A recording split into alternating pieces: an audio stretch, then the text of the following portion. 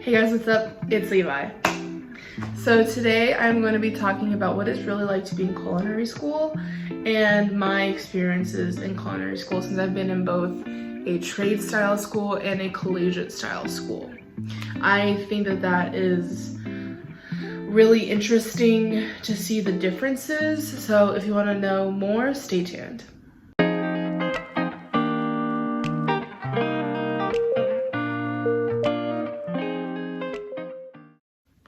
Alright, so for the first thing that I want to talk about is definitely a big thing that people don't really think about is it is not as glamorous as people make it out to be. It's not. You see how like grunky I look today? I actually just got back from baking for a bake sale that the club that I'm a part of. We're gonna be selling baked goods for Easter this Thursday.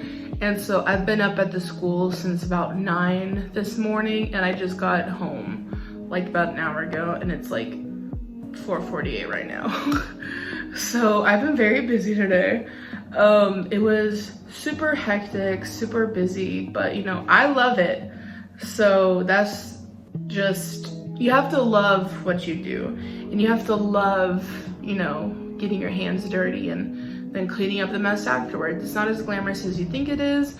I was in my chef's coat and I was doing pretty much all the dishes for today after I got all my cupcakes done. And I was covered in chocolate and sanitizer and dish detergent and green icing and all this stuff. So you just have to make sure that you know that what you're getting into.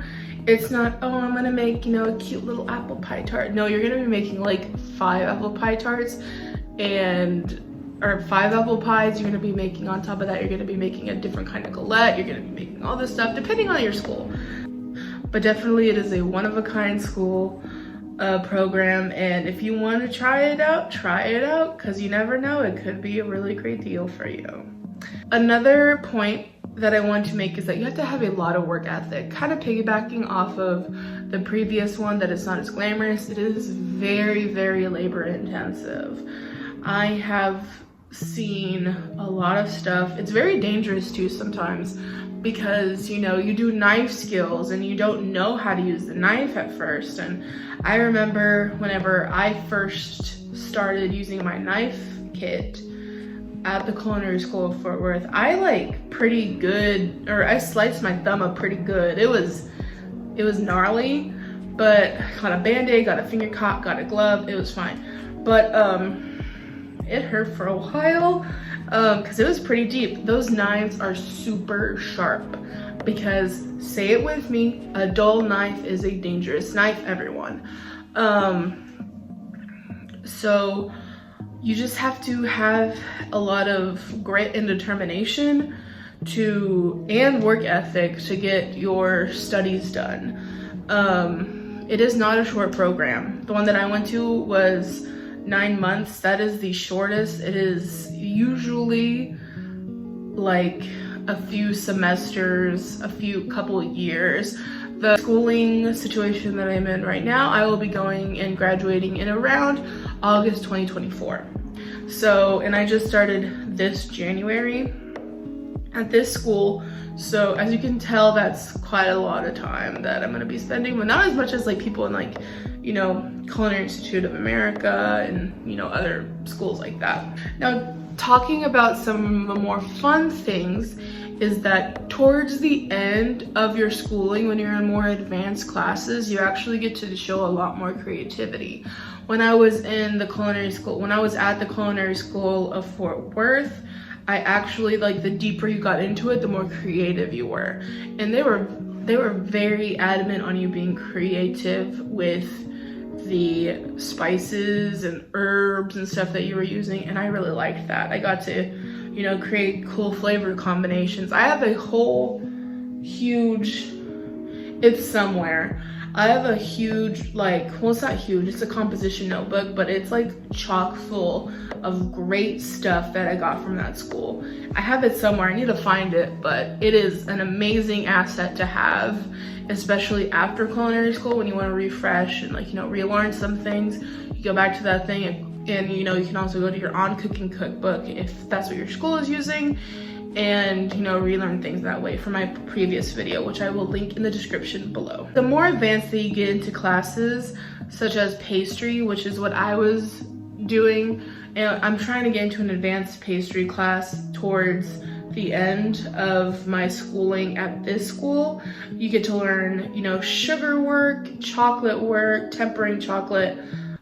You get to learn ice creams, which I've made a lot of ice cream before. In fact, for one of my student-led family and friends events at my last school at the Culinary School of Fort Worth, I got elected as the executive chef for that event, which I will post pictures here. And while I'm talking, I'm just gonna post pictures about it.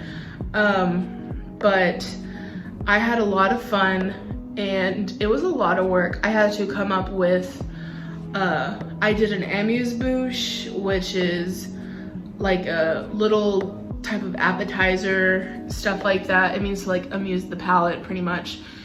So our theme was the 7 sins. So I wanted to start off our dessert menu with a dessert called the apple, because you know, the original sin and stuff. And it was an apple blondie topped with a pomegranate gelée. And then we had piped some rose petal ice cream that I had made. And then I garnished the side of the plate with some candied rose petals. It was really good. And then for the end of the event, I decided to do a final bite, which was kind of like, you know, turning away from like, you know, the 7 sins and stuff like that to end on like a happy note.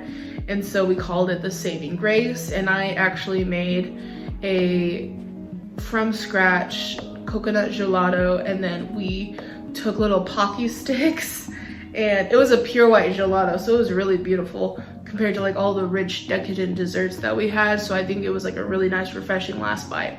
But it was a spoon of the coconut gelato, and on top was a little olive branch, and it was a little Pocky stick with little royal icing leaves piped onto it. So it looked really beautiful. I'll be showing you, or I've probably already shown you the pictures here. And you get to do more of those towards the end of your schooling, which I find really fun. And you even get to do what is called intern or externship. I went on an externship and I actually worked at a country club in the pastry department, so I had a lot of fun. I did a lot of brioche. Oh my gosh, I did so much brioche. And the next fun thing is that you feel like a badass. You feel so cool to make all these cool things that you would not be making if you weren't in culinary school. And so that's really cool, you know. You get to make lamb, you get to make, you know, croquembouches, you get to make, you know, sponge sugar, you get to do all this stuff. That was just a few examples of stuff that I did, but you get to do all this stuff and you just feel so cool because at the end of your schooling, you know how to do it. You've done it so many times and you just know, you know, what to do in a situation like that. If someone were to give you a basket of ingredients, you would know what to make with them, or you could think of something on the fly like that and you can make it. So that's, I think, so cool, so badass. So in conclusion, I think culinary school is really fun. It is a lot. But it is so much fun. I love culinary school. I love being in it. I'm gonna love teaching it. I am so excited for what the future has in store for me for teaching, and which is what I'm going for. I'm going to be able to teach culinary school, like culinary arts, I should say. I'm going to be able to teach it, you know, and know how to teach it and stuff like that. So I'm just super excited. But yeah, so that's all I have for this video today. So if y'all have any other questions or anything like that, or any other videos that you would like to see from me, list it down in the comments and I will see y'all later. All right, Levi out.